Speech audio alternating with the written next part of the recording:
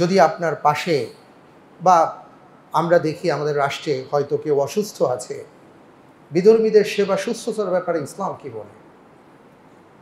একটু আগে আমি আপনাদেরকে বলেছিলাম যে স্বয়ং রাসূল সাল্লাল্লাহু আলাইহি ওয়াসাল্লাম তিনি একটা স্টেটের প্রধান, কিন্তু তিনি তার খাদেমকে দেখতে গিয়েছেন তার বাসায়, তার সেবা দিয়েছেন, তার জন্য হাদিয়া নিয়ে গেছেন।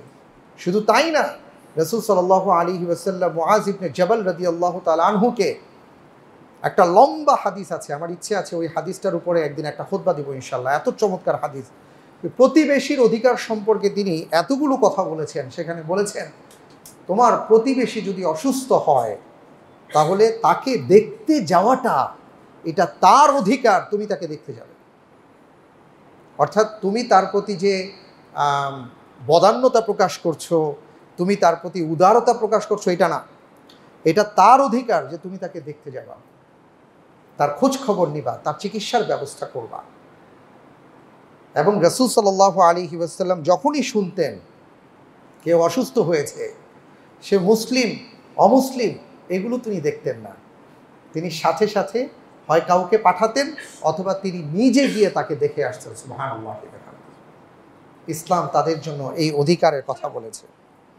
আপনি যদি আত্মীয়তার বন্ধন রক্ষা করার কথা বলেন, যে বিধর্মী এমন অনেক ভাইরা আছেন যারা আলহামদুলিল্লাহ মুসলিম হয়েছেন, রিভার্ট হয়েছেন, অনেকে চিন্তা করেন যে আমার মায়ের সাথে বাবার সাথে বা আত্মীয় স্বজনের সাথে আমি কি সম্পর্ক বজায় রাখবো। কোরআন কি বলে? ওয়া ইন জাহাদাকা আলা আন তুশরিকা বি মা লাইসা লাকা বিহি ইলম ফালা তুতি'হুমা ওয়া সাহিবুহুমা ফিদ দুনিয়া মা'রুফা। সূরা লোকমানের মধ্যে এসেছে। মা বাবার সাথে ভালো ব্যবহারের কথা বলতে গিয়ে আল্লাহ তাআলা বলছেন যে তোমার মা তোমার বাবা যদি তোমাকে শিরিক করার কথা বলে আমার সাথে, অর্থাৎ আল্লাহ তাআলা সবচেয়ে বেশি যে বিষয়টাকে অপছন্দ করেন সেটা হলো আল্লাহর সাথে শিরক। যদি তোমার মা বাবা আমার সাথে শিরিক করার কথা বলে, তুমি এই কথাটা মেনে নিও না, কিন্তু তাদের সাথে তুমি ভালো ব্যবহার করো। সুবহানাল্লাহ। আবু বকর রাদিয়াল্লাহু তাআলা আনহুর স্ত্রী, তিনি প্রাথমিক সময়ে ইসলাম গ্রহণ করেননি, একটু সময় নিয়েছেন।